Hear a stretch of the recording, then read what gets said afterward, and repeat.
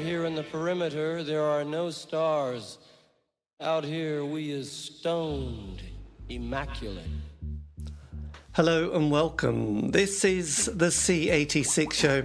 I'm David Eastaugh. As you know, we love a special guest. This week it's going to be the return of the American musician, songwriter, performer Leah Andreone, who I spoke to very recently to find out more about life, love and poetry and much, much more. So, after several minutes of interesting but slightly casual chat, we get down to that exciting subject that was the early formative years. Leah, it's over to you.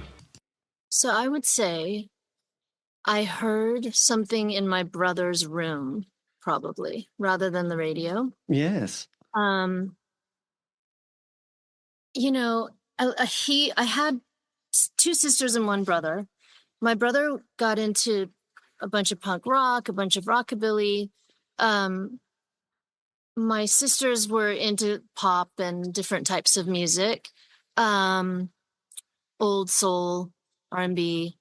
But I really remember well hearing Liz Phair. Right. And Kate Bush, Hounds of Love. Classic. I would say Kate Bush changed me, and really enlightened me. And to this day, I'm enamored by her. I know that Hounds of Love, because they've got the great singles on the A side, but there's the B side, which I'm all side two, which has just got some really odd and quirky tracks, which are just mind blowing. They're just so sort of interesting. There's a bit of folk, there's spoken word. It's she's thrown everything in there, but lyrically they're stunning, really. So coming to the interesting dynamics, because I'm the youngest of three, and I got an older brother who's 7 years older. So there was a big influence from him. Were you the youngest then, or were you the middle child? I'm the youngest. Yeah, we love being the youngest. Yeah. So there's always that influence, because my brothers were, at that age where they got into prog rock. So it was, the big bands like Yes and Genesis, Wishbone Ash, all those sort of bands. So that was my kind of, my brother would forbid me to go into his room to play these records. So obviously one was tempted to go and play those records. So there you go. So did you sort of feel quite were you quite drawn to the arts and music at a very early age? So I was drawn to the arts in a different way. Like, I feel like my answer to your last question is so boring, honestly, because my brother would be perfect to answer that question. He studies music. He knows the history. He remembers the year he, heard something. I think in my childhood, I found myself in a room often with a grand piano or a guitar or whatever instruments were laying around, but usually the piano. And I don't think I did as much listening as I did playing. Right. And writing, like sitting and just writing lyrics, and I'd wait to get home from school to be in there. Yes. Were you somebody who enjoyed poetry or writing stories at this stage? Did you keep a diary as well? Did you put all your emotions out there? Yes, I kept many diaries and still do. And journaling. I mean, Journaling. I guess I'd call it more journaling for me than diary, but I walk around with 2 little pads of paper in my purse so that I can take it out and write something in the middle of the day. So I would say my process musically is kind of way more internal than external. Yes. And I did a lot of I tried to catch up like listening wise later. Right. And I'll say this, another record that changed me was 9 Inch Nails' Downward Spiral. Right. Are you familiar with it at all? Yes, absolutely. Sort of that came along a bit later, didn't it? Much later. Yes. Later. Yeah. But yeah, I'm sorry, go ahead. I was going to say, so when you got to, because you're a little, quite a bit younger than me, when you got to sort of, I don't know, probably you were, let me do the maths. I'm very good at this. Yeah, 13. That would have been 1985. So were you still sort of just kind of working on the piano, guitar, writing lyrics, or had you started sort of discovering the world of MTV at that stage and sort of watching sort of pop videos? Had that started to come onto your radar? Though Hounds of Love, well, I think, was 1985 as well, actually, with Big Sky, wasn't it? Yes, great question too. Um, well, I'll say this. I was singing already in studio and doing things around San Diego, really. Mm-hmm. I was writing commercial jingles and asked to come in and sing those commercial jingles. And so I was already working by about 12. Right. And and that was really cool. You know, it was a really great opportunity for me. And it's what kind of it pushed me into writing full songs, not just commercial jingles, you know. Regarding MTV, it's a funny thing you ask. I took a walk with Billy Steinberg yesterday morning. He lives near me and we often take walks. He wrote Like a Virgin and True Colors, Oh, right. amongst a billion other great songs like, you know, I'll Stand By You, Chrissy Hines, you know, just amazing songs. And he and I took a walk yesterday and I said, you know, I remember when MTV brought Madonna out Yes. and I was waiting. I could not wait to see her sing Like a Virgin. And, you know, I got to hear his story regarding that. But anyway, yes, I do very well remember when MTV came out, and that was a really amazing introduction into a bunch of different people's careers for me, Well, and yes. Well, opened up the possibilities. well, I guess, yeah, there was the Madonna, there was Cyndi Lauper. On this side of the play, we suddenly had people like Suzanne Vega appeared, and then Tracy Chapman, and then a woman called Michelle Shocked, who was a sort of a singer-songwriter, slightly protest singer-songwriter, which we loved. So there was a very kind of exciting kind of wave. Because to be honest, I was a very indie pop kid. I loved bands like the Smiths and the Cure and the Cult and all those kind of bands. And though there was the mainstream stuff with Duran Duran and Spandau Ballet and Sade, it was kind of, yeah, the other kind of angsty little. I was an angsty 80s, Okay, well, music. The Cure was my first and second concert. Oh, really? Yeah, with my brother. I loved the Cult. My brother took me to both of those. Um, so I can relate a little bit. And Tracy Chapman, I'm a huge fan of, just huge. And she was on Lilith Fair with me, so she was a Wow. highlight for me. Yes, there was that certainly. But then there was also the hair metal bands, weren't there, that we had to digest as well, like Bon Jovi and Poison and Motley Crue, which was a little bit like, oh, that's interesting. So there was swings and roundabouts during the 80s. And it was also that Reagan period as well, which was quite an interesting, it was very like, wow, everything's just gone a bit steroid. So but then at that time, I remember seeing Bruce Springsteen in '85 during Born in the USA, and then sort of the week after going to Live Aid at Wembley and being quite kind of a bit blasé, actually. I know I shouldn't admit that, but at the time, it was like, well, they're mostly bands I'm not that keen on, but I went along because a friend got a ticket, and then everyone went, oh, that must have been amazing. You went, yeah, it was great, but you're kind of faking it a bit. Right, right. But are you a Springsteen fan? Yes, well, I like Bruce, especially that early-ish period, and I really liked. And then Born in the USA was a little bit like, it was on the edge, wasn't it? What does it all mean? It's a little bit sort of, the album cover, the sound, that production. There was a production in the '80s which became kind of like a bit. That Trevor Horn, the Tina Turner, Dire Straits, and Frankie Goes to Hollywood, which I found a little bit sterile. And when I listen to it now, it really feels dated. You feel like they really need to remix some of those albums. That's my theory. Yeah, it's very polished. Very, Yes. very polished. But then he did a couple of albums. He kind of came out with a couple of albums towards the end of that decade, I think. And it was almost like I've had enough of Bruce, which is terrible to admit. But I love Born in the USA and I love Nebraska. And I kind of, after a while, just thought, oh, and then I've picked up a few over the last few years, you know, that you think, oh, yes, he still got it. Yeah, I really didn't listen to Bruce Springsteen, but I ended up going to Springsteen on Broadway, his Oh, yes, yes. and it completely turned my mind around about any preconceived, idea I may have had about him. Yes. It was brilliant. I would imagine it was just, yeah, it would have been lovely. It really was, yeah. But yes, I did not grow up listening to Springsteen, so.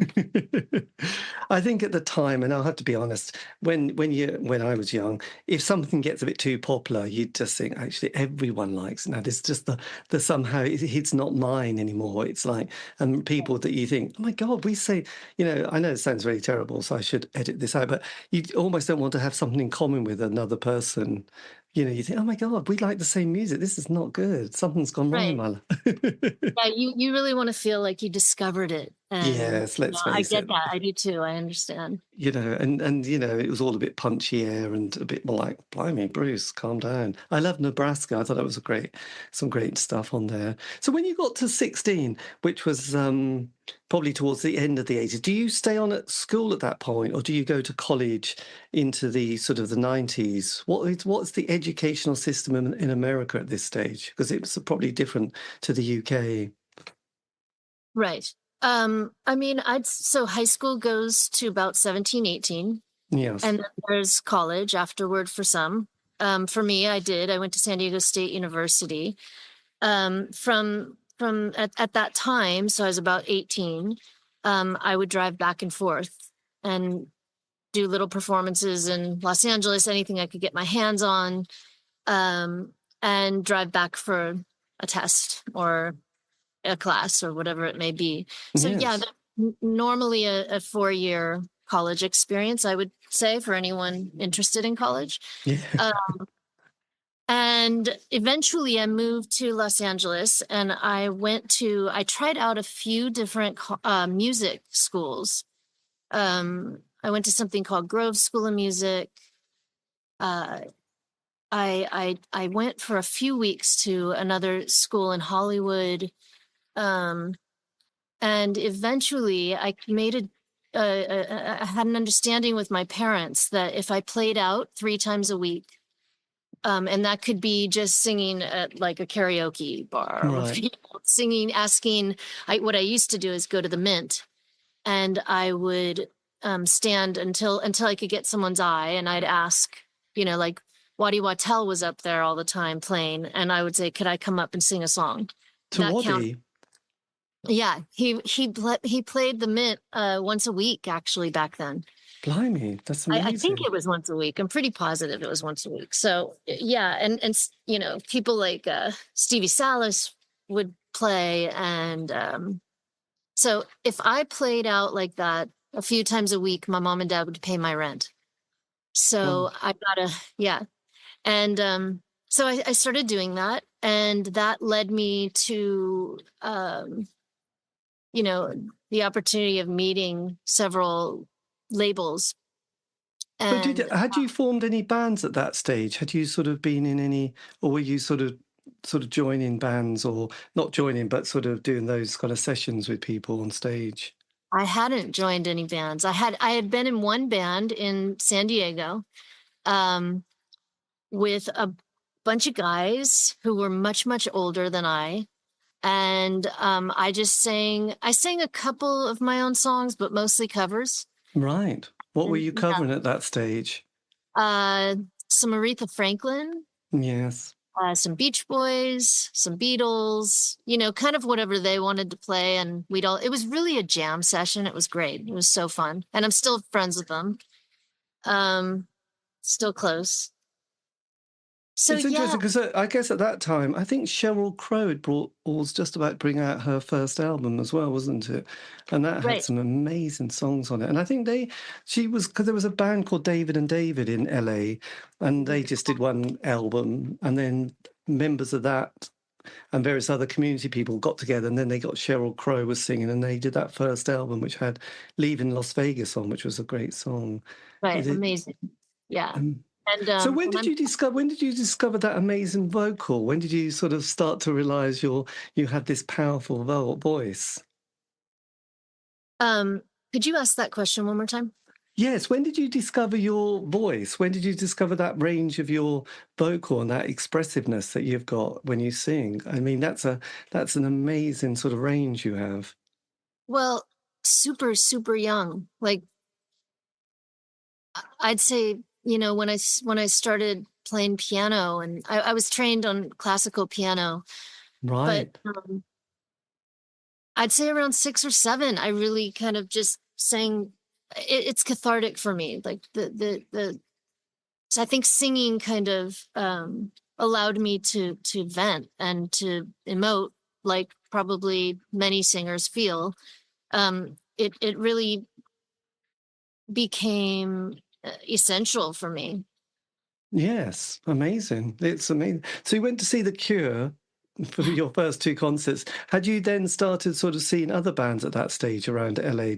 Was there sort of, because in this country, I mean, obviously one of the big things that happened, there was that kind of period in the 80s where a lot of bands I liked were finishing. Then in a way, it was kind of interesting in this country because then the world of ecstasy came along, and then that kind of changed the sound. There was bands like the Happy Mondays and Stone Roses and Primal Scream, and then you had the Pixies and Throwing Muses, and then you had, you had Bleach and Nirvana, and then you had, obviously a few years later you had Nevermind. So there was this kind of interesting sort of grunge period and rock with those bands, as well as the dance scene that started to develop. And then a few years later we had Brit pop, but you'd had hair metal and rock, hadn't you? And then it was going into things like Alice in Chains and Systems of Down. So were you quite excited by that kind of musical landscape, or were you in a different sort of different place?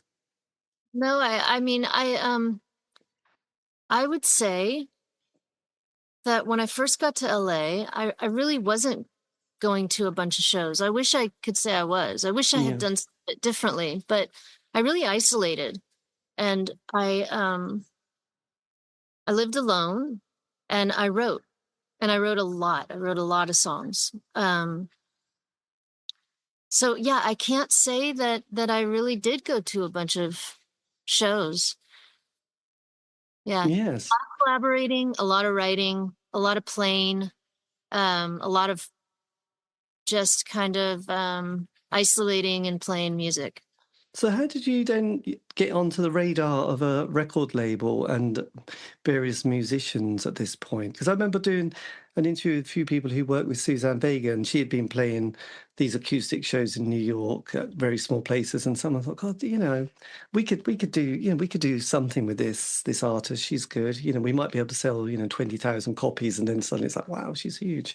So did you come on someone's radar when they were seeing you perform? Yeah. So there, first of all, when I first moved here, I would take random jobs close to each label.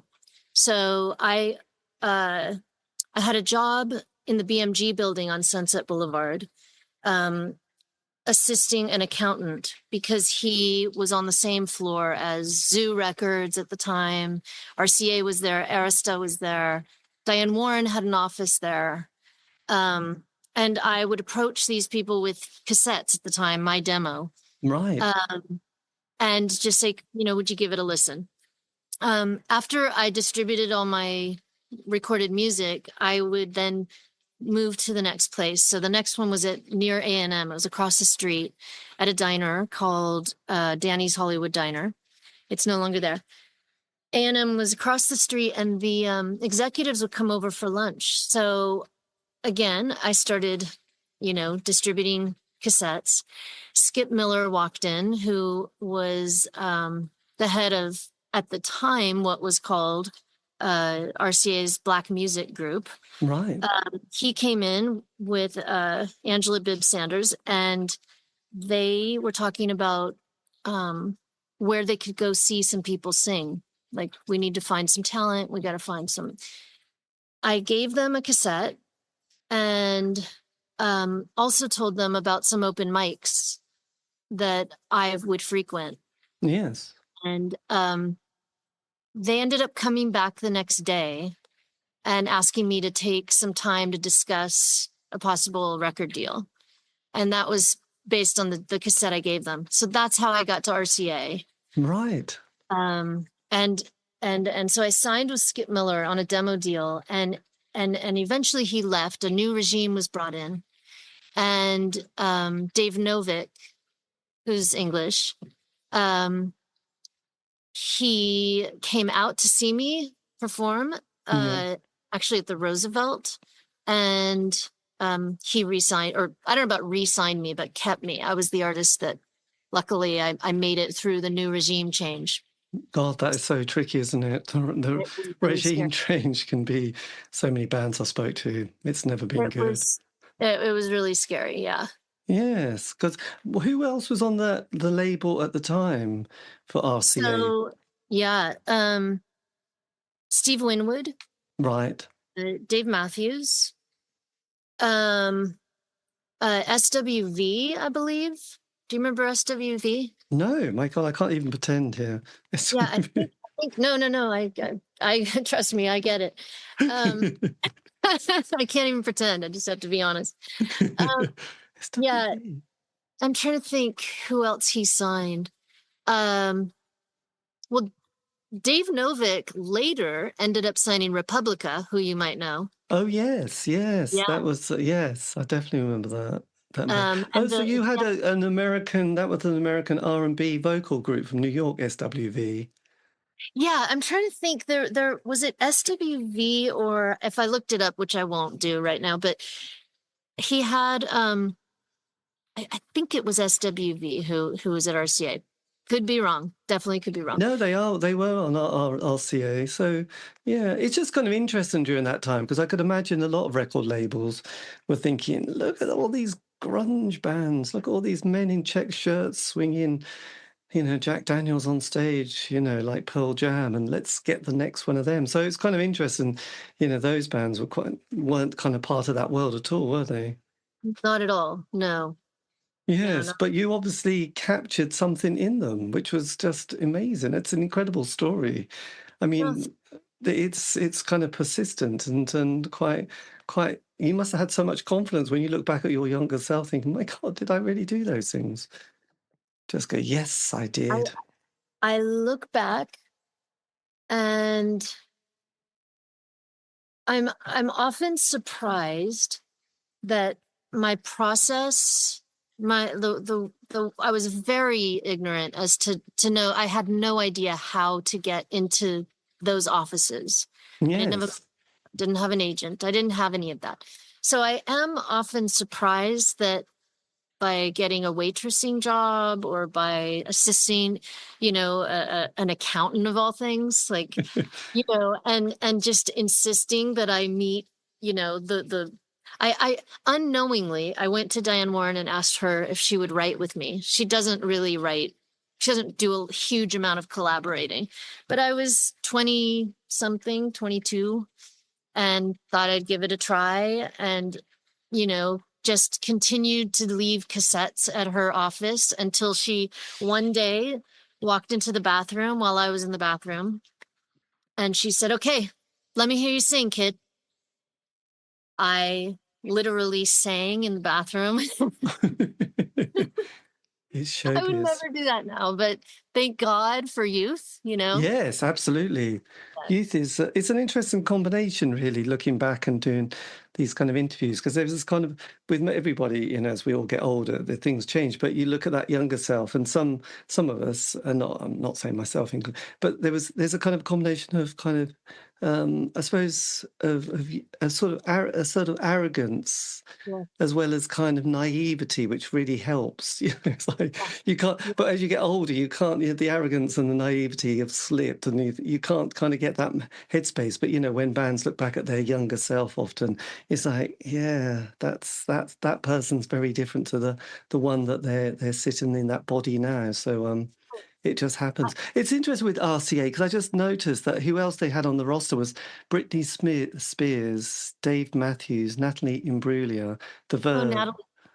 Christiane Aguilera, and the Foo Fighters. So yes, so I can see their roster was kind of in that direction, wasn't it? Yes, there you go. So you kind of fitted in well. So with the songwriting, because obviously you've been doing this for a long time, was your sort of method of writing changing at that stage? Because obviously you must have been going through a lot of, different ideas, different, different types of, I don't know, messages, songs, emotions in that. Were you changing quite a bit as a creative writer at this stage? From the day I got from the initial signing to my signing with Dave Novick, I changed a lot as a writer. A lot. I really I think I became a much more honest writer. Rather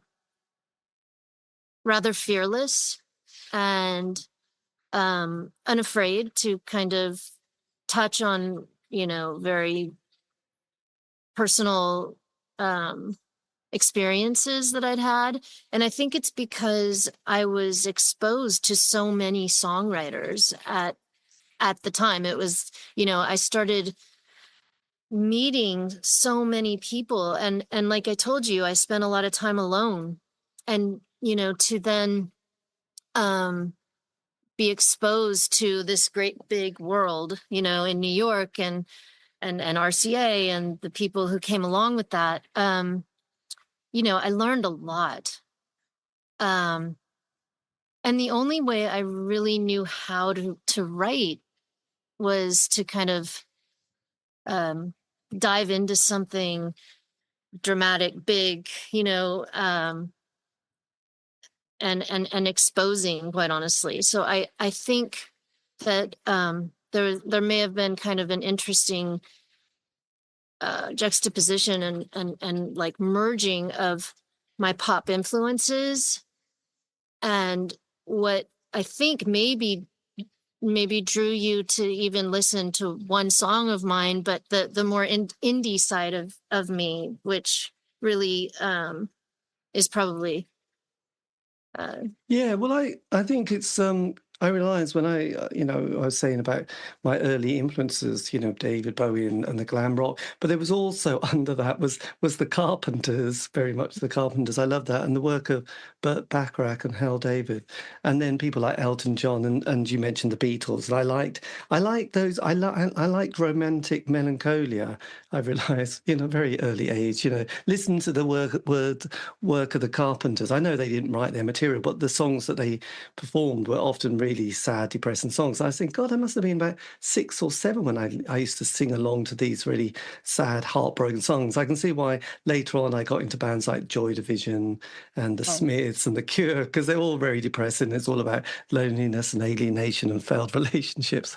So much to look forward to in life. So I think when I heard your first album, and it was like there was the funky and the ness of a lot of the music, but the lyrics were the things which were right there. So obviously the obvious song, but there was also the ones that like you make me remember, that kind of real sense of loneliness and sort of heartbreak, and one can relate into that song and almost sing along as if one's written it as well, which is yes, what we love as fans, isn't it? So yeah, I think that's the thing that kind of touches, gets through from the performer or the artist to the listener, isn't it? Really, he says. Yeah, and I think for me, honesty, in a lyric is very, very important. When you mentioned Elton John, one of my favorite songs is "What Have I Got to Do to Make You Love Me?" Oh yes, God, we'd love that. Oh What my I got God. to make you care. We love that, don't we? Yeah. It's like he just whacks it in there, doesn't he? Yes, there is that one, and yeah, sorry seems to be the hardest word. And there's another song on Goodbye Yellow Brick Road called Harmony, which is the last song on side 4, and that's amazing. But there's some Beatles songs which are very kind of A Day in a Life on Sergeant Pepper, which I remember being very kind of like, oh, he blew his mind out in a car, and Wow. those kind of, it's interesting, isn't it? Those kind of imagery things that we get when we're, still very young, that seems to sort of resonate. So when you got the record deal, obviously you're sort of able to sort of write the material, but how did you start sort of then putting the music together to the lyrics? Did you start working with a musician at this stage? Well, I often write melody and lyric together. Um, I started working with Rick Neigher, who eventually made the record with me. And he's a fabulous guitar player, bass player. Um, and he and I collaborated for, I would say, about a year. And he just kind of, he was really, really, really good for me. So yeah. Yes. And did you get a band together, or were you and Rick just kind of working through what you had and sort of going through a process of what was working and what wasn't, and what was going to be a rocky song, what was going to be a bit more of a ballad type song? So Rick and I wrote just day after day after day for a very long time. And then we brought in musicians to record. I did not form a band yet. Once, eventually a song was leaked, is the way it was explained to me. And I believe 91X or 92.5 in San Diego played it. And it then was played on Z100 in New York. And it just started climbing the charts very quickly and getting added. And it was the demo. So Right. our state had to get involved and say, like, let's kind of try to recut this, which we really almost did not. We may have added a couple of guitars, but it was a very quick process. At that point, we put a band together, and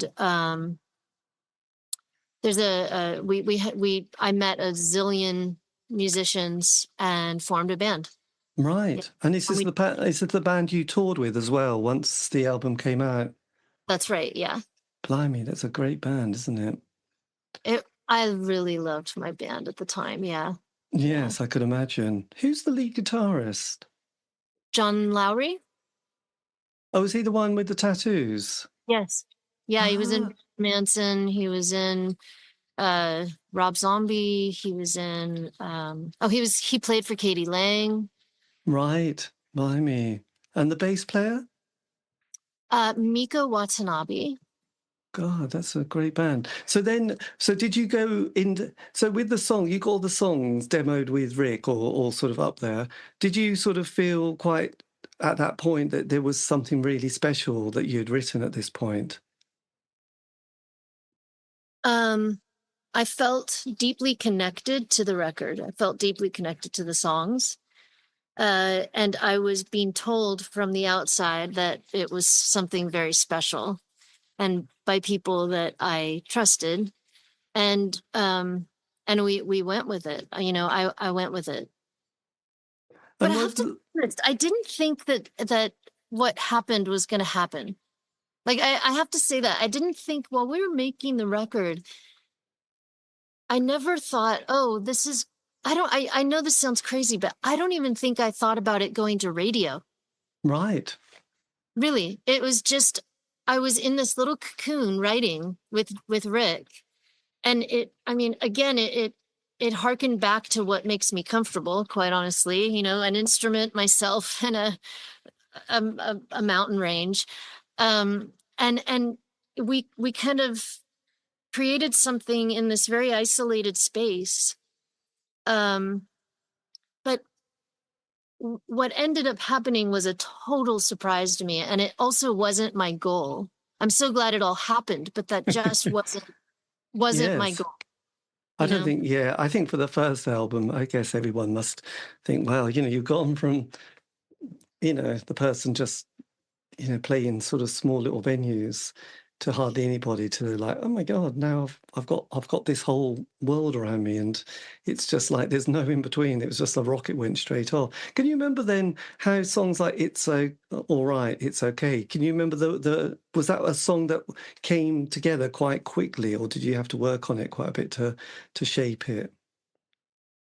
No, that came together quite quickly. Um, I'm trying to think like the first moment that I think I had a bunch of lyrics journaled, and we were sitting around, and Rick and I were kind of like looking through. He saw "It's all right, it's okay," and pointed to it and said, you know, "I love that." And from that point on, it came very quickly. He picked up a guitar, I sang. We had much of the lyric there, not all of it, but that song came quickly. Yes. And what Uh, about you? I was I'm going to sorry. say, yeah, no, I was going to say, and you make me remember, but you might have just been adding something else to that kind of that piece that you were talking about, the first song. I know. I was going to say that I think a lot of the record came quite quickly, but you make me remember. I think "You Make Me Remember" must have been a little different.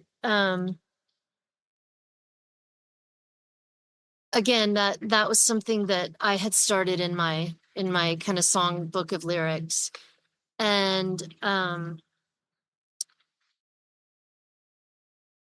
that song seems to hit a chord with a lot of like survivors of abuse, Right. and um and I did have abuse in my childhood, so I'm very grateful to that, like to that song, that lyric, because I feel like I've come into contact with so many people who in some way, shape, or form, I've connected with them. They've garnered some type of, I'm told by them, they've garnered some type of healing, and of course, I'm only honored by that, and it helps me as well. It's healing for me as well. It's just that lyric probably took me a little bit of time. Yes. God, that's kind of something else, isn't it? Yeah, because it's such a confessional song about sort of mentioning suicide, heavy drinking, you know, you speak my name, I hear nothing. You share your dreams, I see nothing. Yes, so it's so that's quite a dark kind of place you had to go to. Yeah, I was never suicidal. But yeah, unconscious suicide, that is a lyric. That is one of the lyrics. But yeah, it was more, to me, that line is numbing out, you know, cutting yourself off from the pain. And Yes. um, you know, my partner Kevin Fisher often uses, you know, the term walking scar tissue. Well, that is I think if you can compartmentalize any trauma that you or I have had and kind of set it aside, um, there's room for growth, I guess. I don't know. I'm kind of all over the place, but yeah, I kind of look at that lyric as a way of kind of cutting yourself off from the trauma in order to move forward. Yes, I think having done some of those kind of workshop things where looking back and talking about sort of putting things in a box and then putting that box to one side, or looking at your life like a long train set and carriages and saying that there was all these other good things, but there was this one dark, and how do you remove that carriage? And yes, I suppose, there's only, to move forward, sometimes you can't keep bringing up something from the past, but at the same time, it's a balancing act, really, isn't it? These It things. is, and it's different for everybody. Yes, it's very different, isn't it? Very God, that's that must be quite a powerful song to yes, perform actually on that front. And when sort of you'd done the album and that album cover, was that your idea, the way you were sort of positioned there and sitting?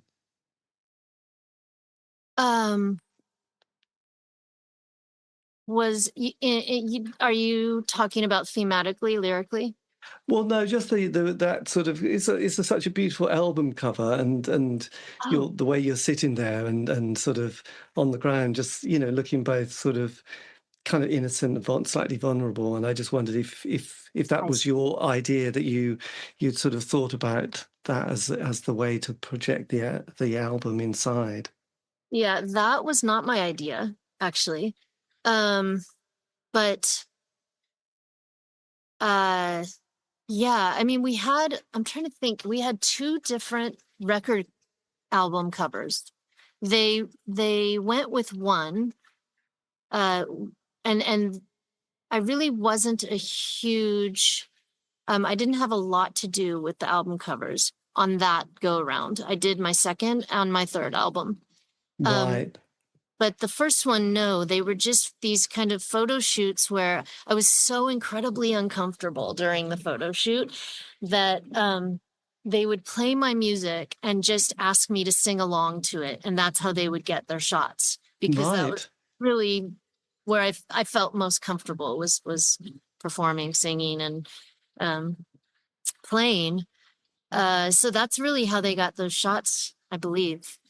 Yeah. right. That's it. And oh yeah, the other song. I mean, I think the album's amazing. The other song that I think is a stunner is "Who Are They to Say." Did that again? Was this one that was quite a quick one to write, or was that also a difficult one that had a certain process? Think it I don't think it took very long to write. I think it was more probably a process producing, producing that, and um, you know, bringing in different instrumentalists and trying different things. And at the time we worked on ADATs. Right, of course, yes, that time. Um, and But yeah, no, that song, that's interesting. We recut that with John Lowry playing. We had cut that at first, trying to think who played guitar. Um, I don't remember who originally played guitar, but John Lowry came in and played. He loved that song, and he Yes. ended up coming in and playing guitar. Um, Because it's got a great beginning. I mean, I love that line, getting smashed with God all night. And then there's a brilliant bit at the end when you say, "Who said absence makes the heart grow fonder? Who said smiling means I'm happy?" It's just a brilliant line. oh, thank you. Thank you. Yes, it's a good one, isn't it? I've sung to that many a time. Oh, that's awesome. So was that again, was that just drawn on your own feelings and experiences? Yeah, I think that's me at maybe one of my most rebellious times, questioning uh, everything I'd been taught, everything I've been told, religion, um, right and wrong, um, formality, you know, um, and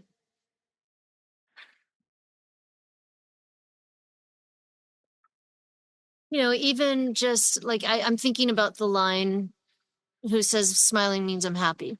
Yes. Um, you know, I think we often there are often facades that we put up, and it's much of the time it's the right thing to do in the moment, but at 20 something, 23, 22, it did kind of it did hit me that it's not always authentic, it's not always sincere, and you start to question things like that. um and religion, I'm still trying to get my head around. Like, the amount of um I'm still trying to get myself around religion. So that song pretty dealt with a lot of that. My religious background was kind of complex. We started off Catholic. We went into Christianity. We lit candles We had a menorah in the house. We had a, we were kind of a beautifully, I love this about my mom and dad's, my upbringing and what my mom and dad did, but we were exposed to everything and had a deep respect for all religions. Oh, nice. And I'm very, very grateful for that. But I also can't ignore, some of the problems that come from religion as well. So Yes. I dealt a lot with that subject matter on that record. Yes, because that's it. Because there's that line, isn't there? You can't tell me what's right if I lose my mind. I wonder what I'll gain tonight. A lunatic. Yes. So yes, you've got into quite some interesting spaces on that, haven't you? Exploring. Oh yeah. That was a fun record to write. No, it was just, a lot of your lyrics were just on that, you are on a sort of very, I suppose I often think this with a lot of artists when they get that moment where they're kind of channeling something quite pure. So what's coming out is just like, wow, that's just so powerful, 20, 30 years, God, I have to use my fingers now, don't I? 30 years later, one's still singing these songs with great gusto and remember those lyrics like they're ingrained, like, yeah, amazing, really. And then the album comes out. So then you obviously think, oh, that might sell a few thousand and I'm get a bit of play. And then suddenly it's like, voila, you're right there, aren't you? Did that feel quite unreal when suddenly the kind of, I know it's a bit of a dirty word, the industry suddenly gets very excited and thinks, oh my God, we've hit it. This is like Vegas, baby. Let's rock. Yeah, it was wild. It was, only grateful. I'm incredibly grateful. It's set me up to do what I love doing for decades now, and I'm just very lucky to still be writing songs and working. But I will say it was a bit overwhelming. And I there were plenty of nights calling home. I have one in particular in Switzerland where I was at a festival and the crowd was singing the music with me at such a high level, and it was so amazing and so emotional, and one of the most exciting moments, but also just kind of smacks of reality, like, you're not going home anytime soon. You're gonna follow this one through, and and I did. But that was very early on, and yeah, it was shocking. It was very shocking, but just all good. Yes. And then the sort of that kind of moment where it's like, guess what? This has been brilliant. Where's the next album? Did you then sort of have to how did you cope with that next process? Because obviously people think, brilliant, you're in the public eye, it's all going terribly well. Give us another 12 of those and we're happy. And you think, not sure. What happens to you as the person there at that stage?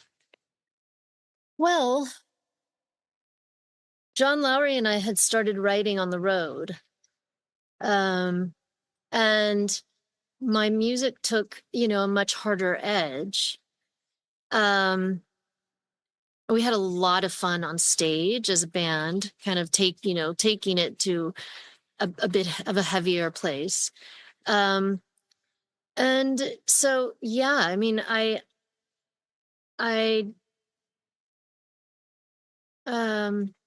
guess, I mean, obviously musically things got heavier. Lyrically, probably things got a little more controversial or, sexual in nature. And we brought in Chad Smith from the Red Hot Chili Peppers to play drums. We brought in some heavier players, and it was super fun, like super fun. Bob Marlette produced, along with me, and I think John did some production also. And yeah, it was a different experience. Yes. Did Maybe, you yeah. I was going to say, because yes, you mentioned Heavy Enough. There's the second track, Swallow Me. I I'm sort of just curious, and obviously, I might have got this. It keeps reminding me of the Beatles song "Come Together." Was that slight? Was that Yeah. slightly in? I just can't think. So I just asked. Yeah, no. Was that kind of something that was quite close? Inspired. Yeah. Inspiration. Yes. Okay. You've probably been asked that before, but I was just curious actually. I was like, yeah, Definitely. does have a sort of vibe to it, doesn't it? Yeah. Yes. So did you write most of this album kind of on the road then, knowing that there was going to be an exciting kind of like, yes, give us the follow-up. This is all good. No, actually, I mean, I wrote some of it, especially lyrically and probably melodically at times. But no, I came home and worked in the studio a lot. We were in the studio. So no, I just came back to LA and huddled. Yes. So songs like Starstruck Bastard and Porn and Pretty Freak, were these kind of feelings that you were having about what happened to you in the last 18 months from the first album? Was this kind of you processing that? I wouldn't say any of that was a statement on anything that had happened while I was on the road. Maybe, well, you know what? I'm going to take that back about Starstruck Bastard. I'm going to take that back. But Porn was kind of a statement just on just that. If you're if you're in and out of different cities, meeting different PDs and MDs and taking people out and record label executives, and you hear about a lot. And I just kind of went on a wild goose chase with the subject matter, and kind of tried to dive into maybe like the psychology of it all. And yeah, but with Starstruck Bastard, I did have a couple of situations with uh someone kind of following me around way too much and showing up everywhere. So I think, yeah, that song was me processing that for sure. So yeah. Yes, because that period of the 90s is quite interesting because it starts with quite a nice sensitive quality with people like Kurt Cobain. And then, I don't know if you've seen it, Woodstock 99 and this kind of like heavy scene. And it's sort of, and the covers of Rolling Stone magazine became much more pornographic, and lad culture suddenly gets really on steroids, doesn't it? And horrendous. Were you finding that difficult as well at that stage and becoming aware that things were getting a bit tacky? Interesting. I mean, yeah, you kind of nailed something.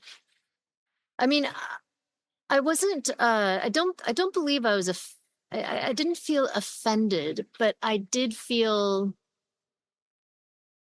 notice it. I did notice kind of the hypersexualization of women and men for that matter. I mean, it's not just women. But yeah, it's very true. During that time, it was a very different time, right?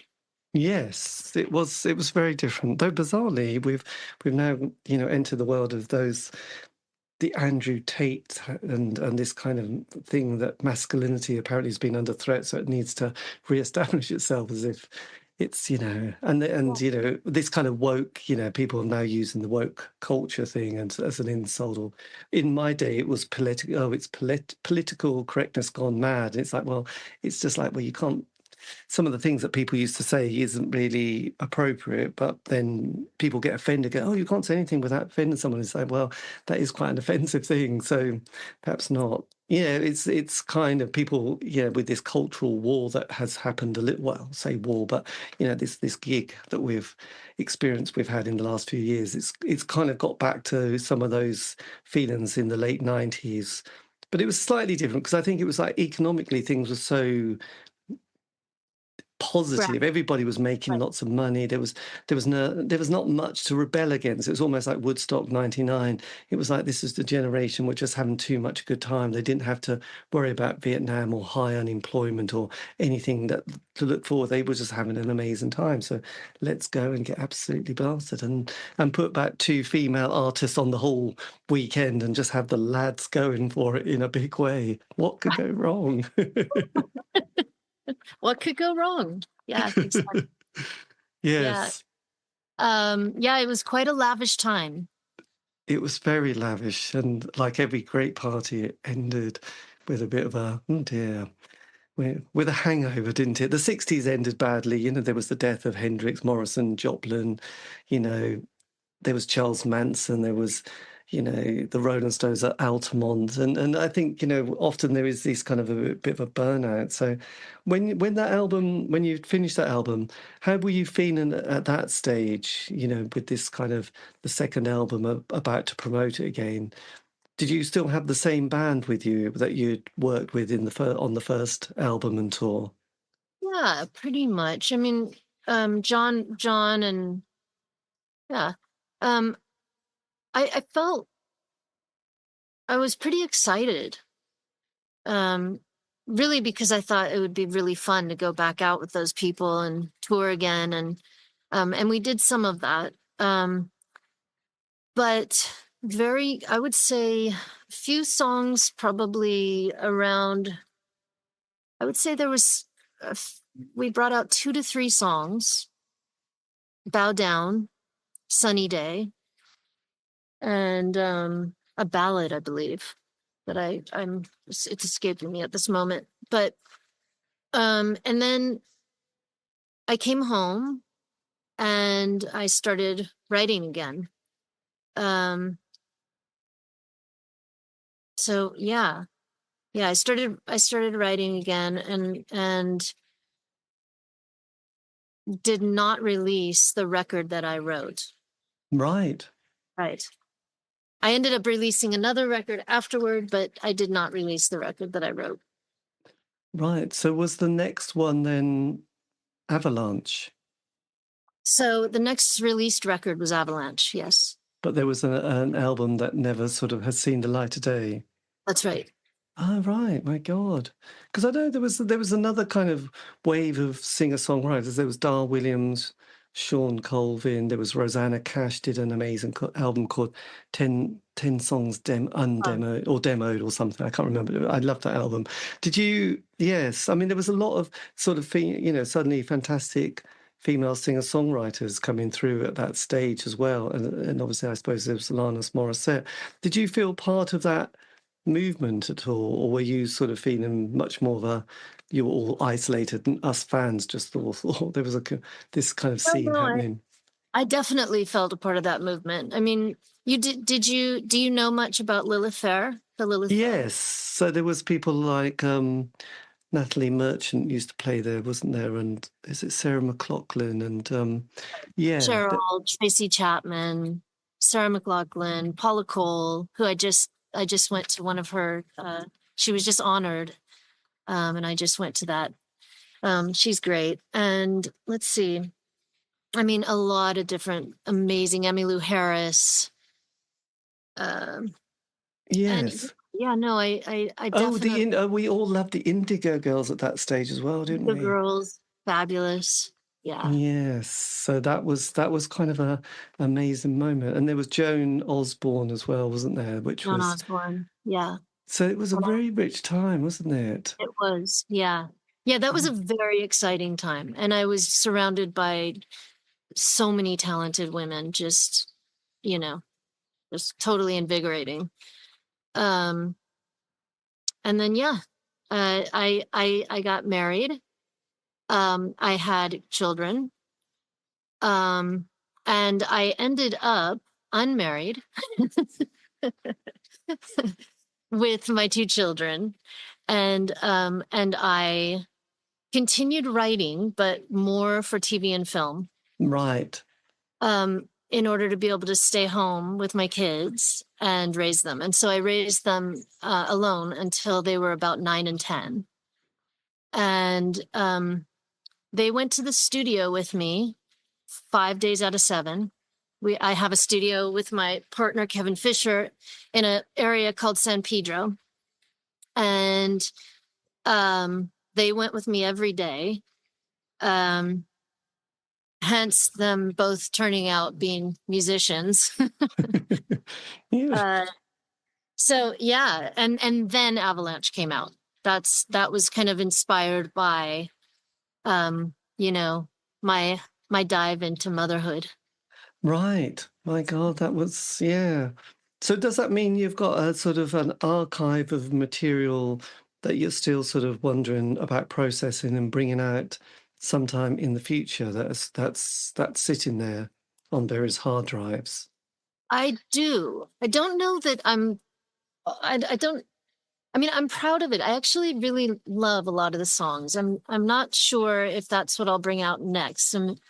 At this moment, I'm actually writing another record, and I think because it's truer to like where I am in my life, it's probably what I'll bring out next.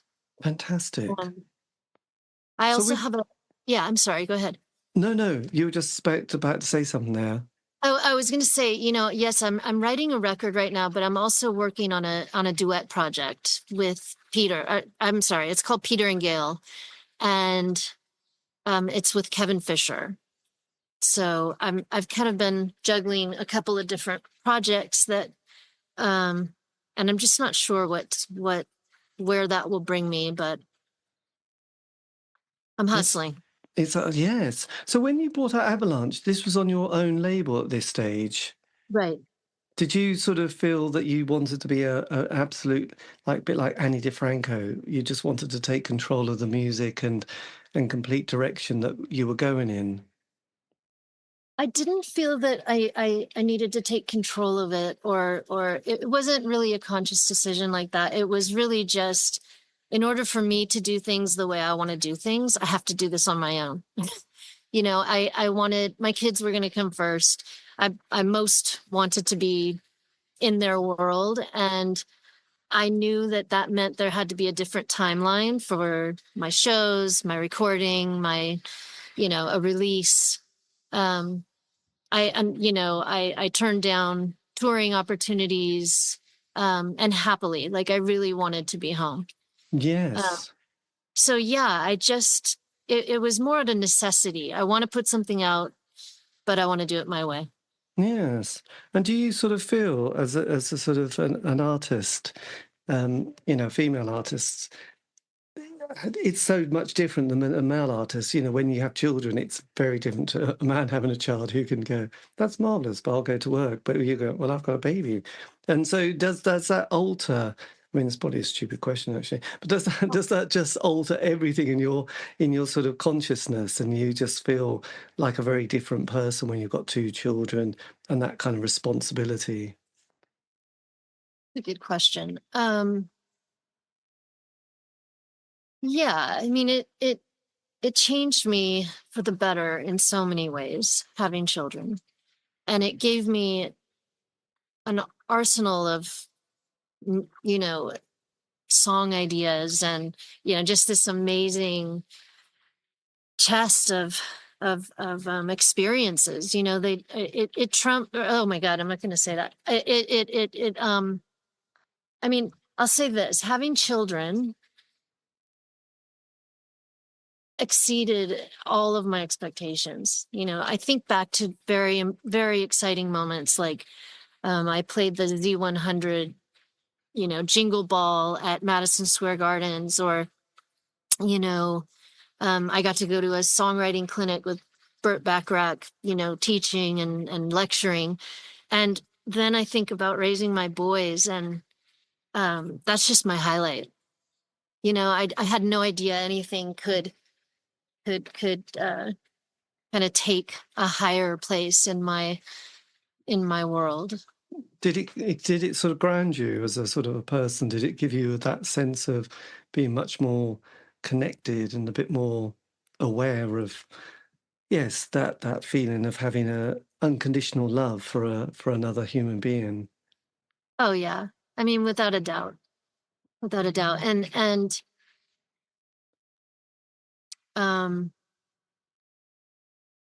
yeah, it's really what I love doing most. And I always thought writing songs was what I loved doing most. You know, I really didn't think there was ever going to be anything that I loved more, but I was wrong. So Yes, there you go. So with this album, Avalanche, this was you and sort of Mark Fisher together, sort of bringing this as a completed project. yeah. So Kevin Fisher is my, like, we work together, you know, all the time. And yes, again, we kind of huddled and isolated and just wrote and wrote and wrote. He'd come over after my kids went to bed, and we'd write into the night. And then once, you know, the morning came, I'd show up at the studio and we'd start recording Right. and repeat, you know, next night, put the babies to bed. He'd come over, we'd write. And yeah, you know, and there's a lot of him in there. There's a lot of me in there. It's a very true collaboration. Fantastic. So songs like Make Time for Me, Oh, Live Your that's Dan Life. Wilson. Make Time for Me is Dan Wilson. Right. Right. I wrote that with him from Semisonic. Blimey, that's fantastic. Yeah. Yo, he's, as you know, like that was a highlight also writing with him. Just a total you know, high point in my career. He's amazing. That's brilliant. And Yeah. never stop trying. Is Never stop. is that a reflection on how you were feeling at that time? Yeah. You know, you settle down with someone, you fall in love, you don't expect it to not go well. And you know, in my case, that kind of came crashing down. It was very sudden. And um, you know, I kind of have this ever present mantra. You keep moving forward. You keep, you know, you fall, you get up, keep moving forward. And Kevin actually has a song, Keep Moving Forward, that I've, uh, I play constantly, but, yeah. So that song was inspired by kind of, um, the changes in my life and just like, there's no choice but to keep going and to now reform your life. Like, Yes. It's interesting, isn't it? Had at this stage, had you started doing some more kind of, as they say, you know, work on oneself, you know, looking at, I don't know, different sort of meditations, yoga practices, diet changes, you know, spiritual sort of awakenings? Had things started to sort of, had you started exploring other parts of your consciousness at this stage to sort of, yes, develop into the next phase of your life? oh, for sure. I mean, I don't know that it started then. I think I've kind of been a student of those types of journeys, meditation, yoga, therapy, um, you know, dance, anything, you know, um, kickboxing, whatever might be some form of um, bettering oneself, healing, you know, growing. And Yes. yeah, once you have kids, right? I was in a mindful meditation class with my boys.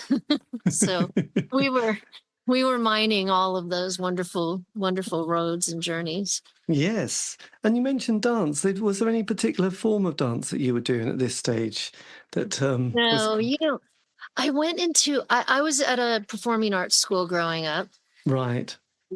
I love dance. I am not the most coordinated person in the world.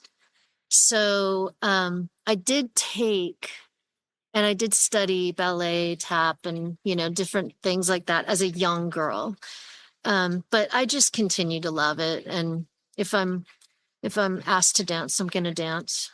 Absolutely. No, there was I just know quite a few people myself. There's something called the five rhythms, but someone called Gabrielle Roth developed, and it's five different sort of types of music and dance that you go through to help, some sort of awakening or healing.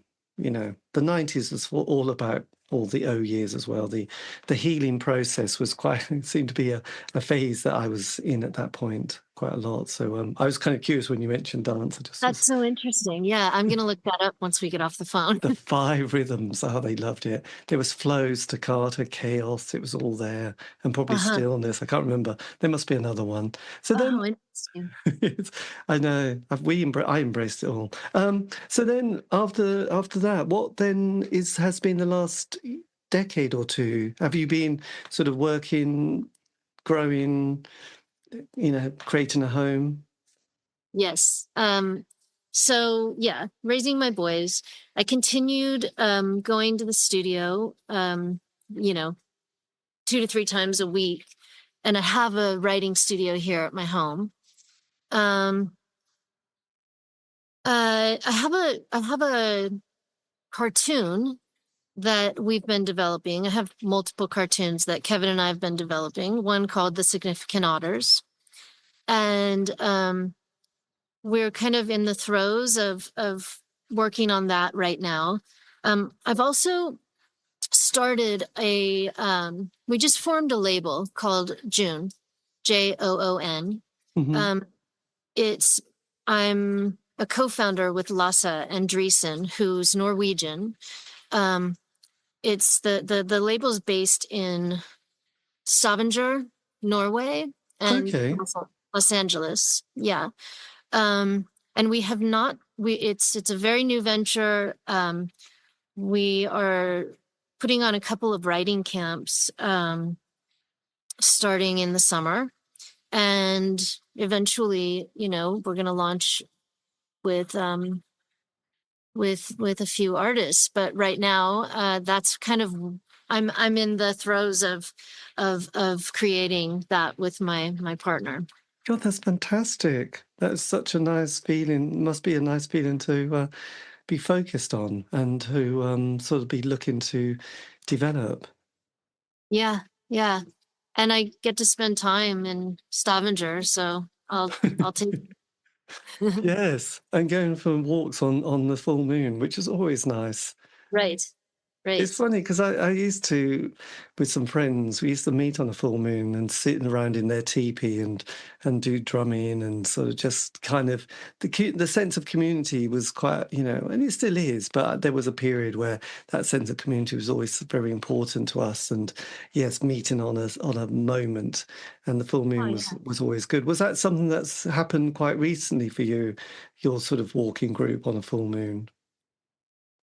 No, I mean I guess that group of women, yes. But because I'm such a avid, I mean, I hike daily. That's kind of one of my favorite times to take a walk and take a hike. But yeah, with this group of women, I would say in the last year or so, it's been just yeah. Are you Nice. are you a hiker other Well, than I'm a bit of a walk. I'm more of a walk. In this country, it's more walking, just walking. I wouldn't yeah. call it hiking, but I do like it. And it's something that's developed recently where I know the world of running and doing triathlons has become quite popular, and I quite like them. I do like half marathons because they're quite a nice easy distance. But going for walks is something that we do every day, just to go around the block here and just to sort of get into nature and sort of Yeah, just noticed, the hedgerows changing, the birds tweeting, the sort of the blossom returning, things like that. So being outdoors is incredibly important, and I quite enjoy that sense of being outside much more with age and just looking at the planets and looking at the moon and just getting a bit of a sense of this amazing world, and trying to keep a sort of an idea that it is fantastic and magical, and not to get too depressed with the news. Oh, it's so wonderful. Yeah. I mean, it's just you really do. I have to focus on nature and the positives, and there's so much to focus on that's good. Yes, Really, absolutely. And I yeah. think just that sense of just how fortunate we are I remember, I know it's a bit of a cliche, but someone said if you change your expectations for appreciation, your life feels like a miracle. And I always thought that was quite a nice thing, really. So you just don't always set yourself up to be a bit disappointed, but just think, wow, that is just amazing. I often tell myself, high hopes, low expectations.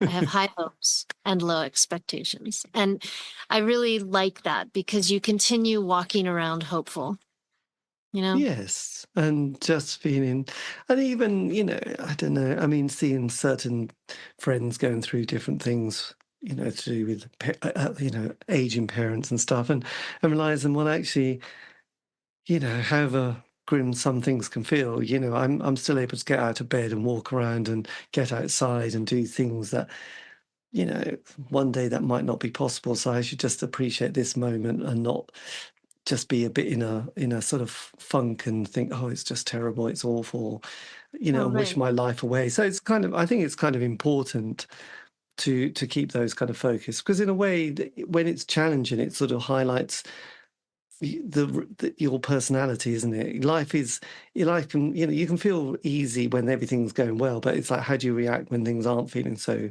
brilliant? And then is the test of the character, I It think, is. in some I ways. agree. So, and to sort of dig down and be creative, it's quite a nice one. So yes, creativity is everything, and that's good. So with you've got this project in the summer, but do you have any kind of thoughts or dreams about bringing out a new album or new material as a release in the next couple of years?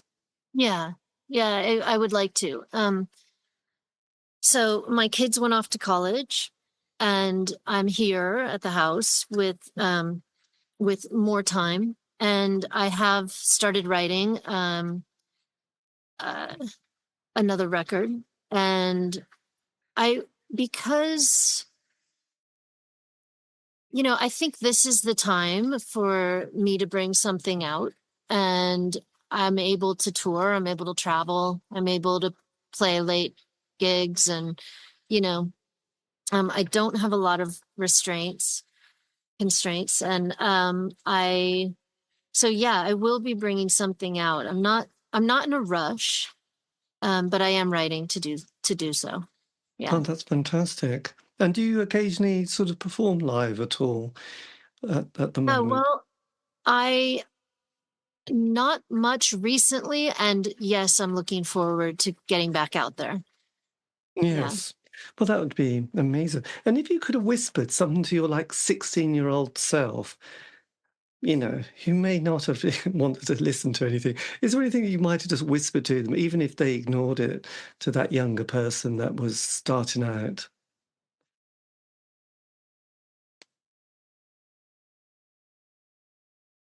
Um,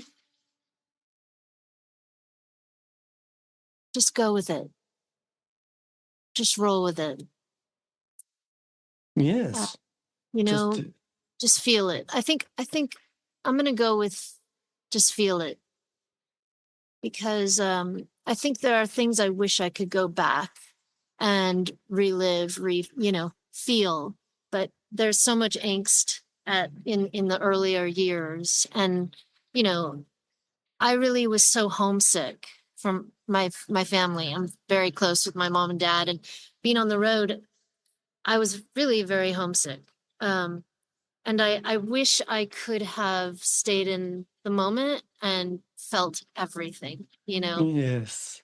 Yeah. So that's a I great do. question. It's beautiful. Yeah, I remember doing an interview with Niels Lofgren, who was that guitarist solo as well as with Bruce Springsteen. He said that, I mean, this was probably, I don't know, 5 or 10 years ago. He was coming to Norwich, and he said he'd only be away for his house for 3 weeks when they ever toured because he didn't want to be any longer because he misses his family and his animals and stuff like that, and he just gets really homesick. And it was like, oh, that's kind of, yeah, it's interesting, isn't it? People just, like to get back home and feel comfortable. I do love home. I do. I love the studio. I love you see these people, this guy, Oh, they wow. they don't leave my side. I have another one down here. Um, Yes. so yeah, I do love home. And I'm also ready to do a little more traveling. So I could definitely, I mean, now that home, I don't have I don't have everyone home right now. So it's like, well, what am I doing? I may as well go out and play some shows and travel around. Yeah. Have an So adventure.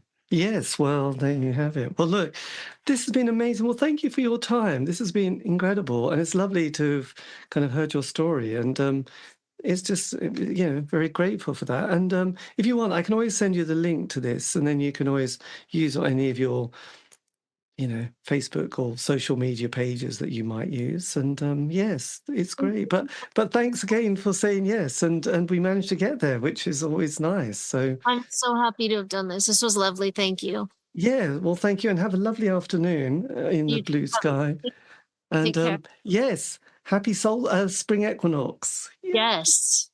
There you All right. go. Have a lovely walk next time. Bye. Bye-bye. And that, dear listener, is the end of the interview. I know, I love keeping those last bits in, just for the fun of it. Anyway, a massive thank you to Leanne for giving me the time for that interview. This has been the C86 show, David Eastaugh. If you want to contact me, you can on all those social media platform sites, just Google away. And all these interviews have been archived on Spotify, iTunes, Podbean. It's true. Have a great week. Stay safe.